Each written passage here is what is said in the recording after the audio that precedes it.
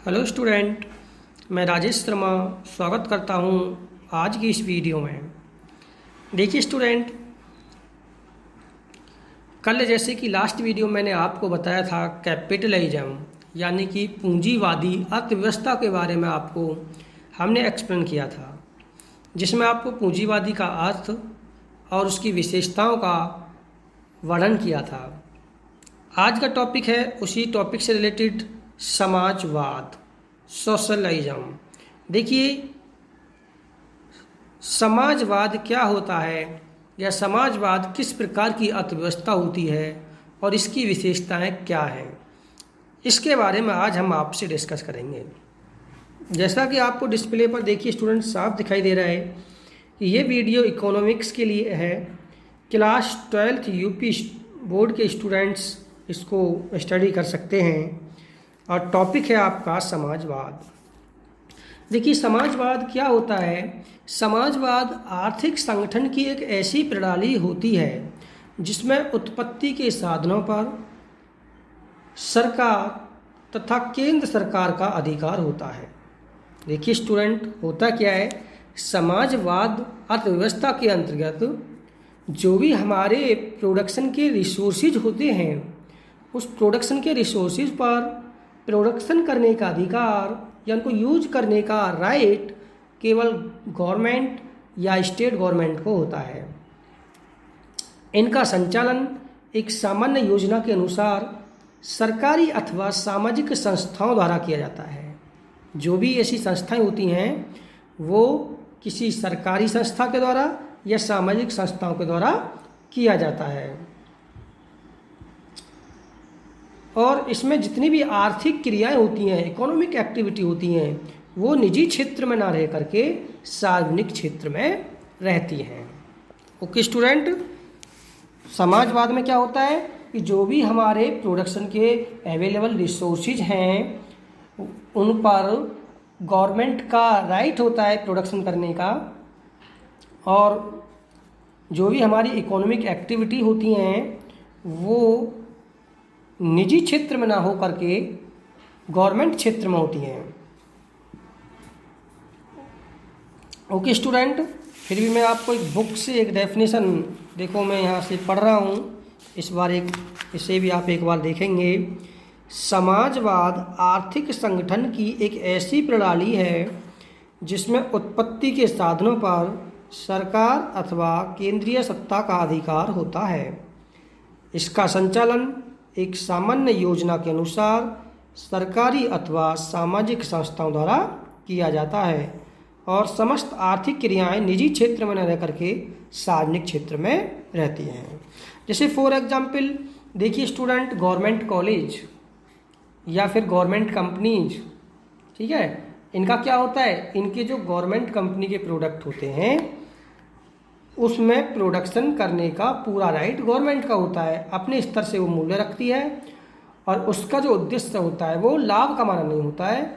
इसका उद्देश्य होता है सामाजिक कल्याण करना, अधिकतम किसी भी प्रकार से समाज का कल्याण किया जाए। जैसे गवर्नमेंट कॉलेज है तो गवर्नमेंट कॉलेज का भी उद्देश्य लाभ कमाना नहीं होता है। उसका उद्देश्य क्या होता है कि जो भी हमारा देश है उसको शिक्षित बनाया जाए या समाज का कल्याण किया जाए, गरीब बच्चों को शिक्षा दी जाए, उसका उद्देश्य ये होता है। तो समझ में आ गया होगा स्टूडेंट्स कि समाजवाद क्या होता है। इसी प्रकार से अब देखो, समाजवाद के हम विशेषताओं का वर्णन करेंगे। समाजवाद की प्रमुख विशेषताएं निम्नलिखित हैं। जैसा कि फर्स्ट पॉइंट है, उत्पत्ति के साधनों पर समाज का स्वामित्व। देखिए स्टूडेंट, समाजवाद अर्थव्यवस्था में जो भी हमारे प्रोडक्शन के रिसोर्सेज होते हैं उन पर समाज का या सरकार का स्वामित्व होता है, नियंत्रित होता है, और राज्य सरकार के हाथों में या केंद्र सरकार के हाथों में उत्पादन के साधनों पर अधिकार होता है। सेकंड पॉइंट, आर्थिक नियोजन, इकोनॉमिक प्लानिंग। देखिए, सामाजिक अर्थव्यवस्था में कोई भी इकोनॉमिक प्लानिंग की जाती है फ्यूचर के लिए, और उनको प्राप्त करने के लिए भी, उस प्लानिंग पर वर्क करने के लिए भी पूरे प्रयास किए जाते हैं। थर्ड पॉइंट, एक केंद्रीय सत्ता। देखिए, समाजवादी अर्थव्यवस्था एक केंद्रीय सत्ता होती है क्योंकि इसमें सरकार का स्वामित्व होता है। केंद्र सरकार के द्वारा ही कोई भी आर्थिक उद्देश्य या कोई भी इकोनॉमिक प्लानिंग तैयार की जाती है। फोर्थ पॉइंट, सामाजिक कल्याण, सोशल वेलफेयर। देखिए, समाजवादी अर्थव्यवस्था में सामाजिक कल्याण को ध्यान में रखा जाता है। किसी भी प्रकार का कोई भी प्लानिंग तैयार की जाती है या कोई भी जो आर्थिक गतिविधि तैयार की जाती है, किसी भी प्रकार का कोई प्रोडक्शन किया जाता है या किसी प्रोडक्शन का कीमत निर्धारण किया जाता है, तो वो सामाजिक कल्याण को ध्यान में रखते हुए तैयार किए जाते हैं या सामाजिक कल्याण को ध्यान में रखते हुए वर्क किया जाता है या आर्थिक गतिविधियां तैयार की जाती हैं। 5 पॉइंट, धन का समान वितरण। देखिए, समाजवादी अर्थव्यवस्था में धन का समान वितरण होता है। आपने देखा है कि गवर्नमेंट की कोई पॉलिसी आती है तो सभी को समान रूप से उसमें हिस्सा मिलता है। जैसे सपोज करो गांव में राशन बंटता है, तो जैसे 10-10 किलो गेहूँ सभी को मिल रहा है तो समान रूप से मिलेंगे। इसी प्रकार से इसमें धन का समान वितरण होता है। उपभोग तथा व्यवसाय के चयन की स्वतंत्रता। समाजवादी अर्थव्यवस्था में भी उपभोक्ताओं को किसी भी वस्तु का उपभोग करने की स्वतंत्रता होती है या व्यवसाय व्यक्तिगत स्तर पर भी बिजनेस करने की स्वतंत्रता होती है। मूल्य यंत्र। देखिए, समाजवादी अर्थव्यवस्था में किसी भी प्रोडक्शन का जो मूल्य निर्धारित किया जाता है वो केंद्र सरकार के द्वारा ही किया जाता है। मूल्य निर्धारित करने में व्यक्तियों को स्वतंत्रता नहीं होती है। और प्रतियोगिता का अभाव।